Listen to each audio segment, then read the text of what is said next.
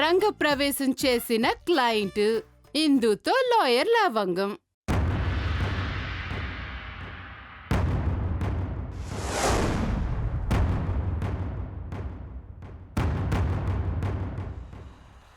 అక్క, లాయర్ గారు వచ్చారు.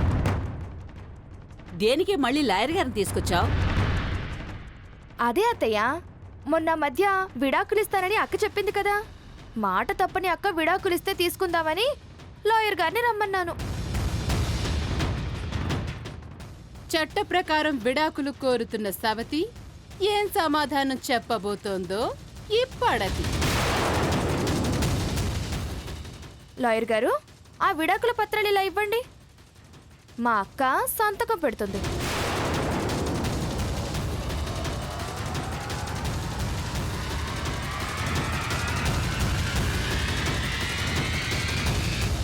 తీసుకో అక్క, సంతకం పెట్టు.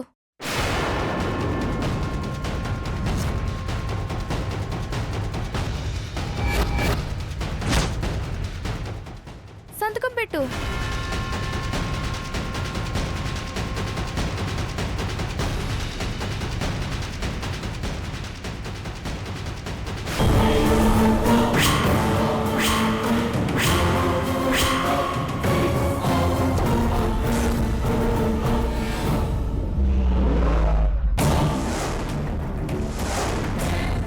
విడాకులు అడిగితే పళ్ళు రాలిపోతాయి.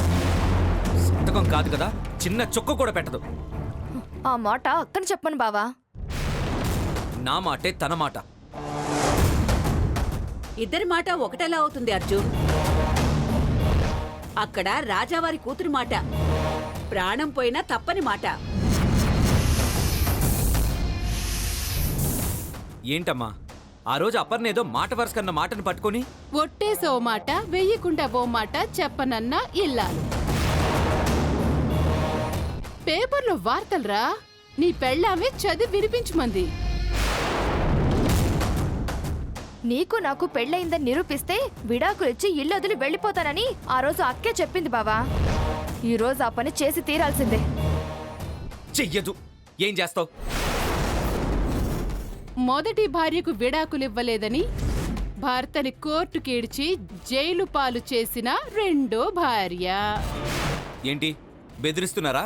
న్యూస్ తమ్ముడు, న్యూస్. మీరు ఏం చేసినా సరే నేను విడాకులు ఇవ్వడానికి అస్సలు ఒప్పుకోను.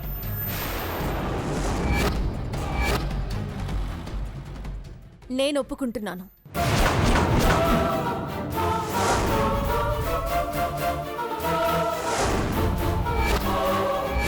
అపర్ణ, నీకేమైనా పిచ్చి పట్టిందా? సారీ అర్జున్, మా ఫ్యామిలీ మాటిస్తే తప్పదని నీకు తెలుసు. నీ మాట ముఖ్యమా, నేను ముఖ్యమా? నా ప్రాణాలు ముఖ్యమా, నువ్వు విడాకులు ఇవ్వడం ముఖ్యమా? అపర్ణ,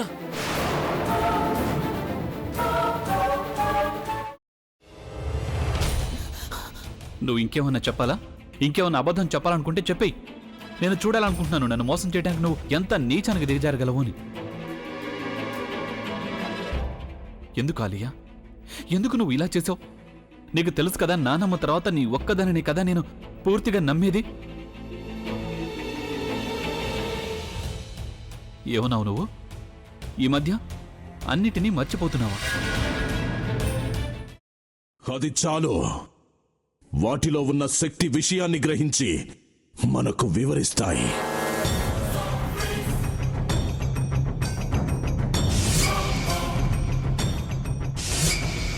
ఎవరు ఆ దండ విప్పొద్దు, గది తలుపులు తెరవద్దు.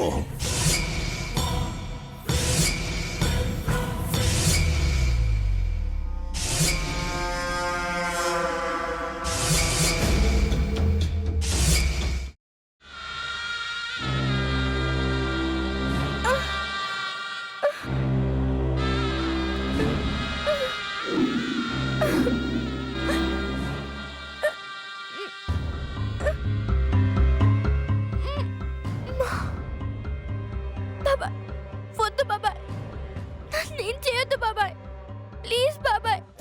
నీకు నిజం తెలిసినప్పుడే నా ఆలోచనలో నువ్వు చచ్చిపోయావు. అబ్బా ప్లీజ్ కొంచెం తినండి ప్లీజ్. భీమారావు గారు మీరా? ఇగో మీరా కాదు సక్కుబాయ్. అవును, మీ పనామే లేచిపోయిందని చెప్పి కంప్లైంట్ ఇచ్చినావు కదా. రేయ్, ఆయన కంప్లైంట్ ఇచ్చింది లేచిపోయిందని కాదు, కనిపించడం లేదు అని. అట్లానా? సరే మేడం. ఇడియట్. ఆ వంట మనిషి పేరేంటన్నారు? రత్తాలు మేడం. ఏం పెద్ద మంచి, నీ వంట మంచిని కూడా మేడం అని పిలుస్తావా? రేయ్ హాఫ్ బ్రెయిన్,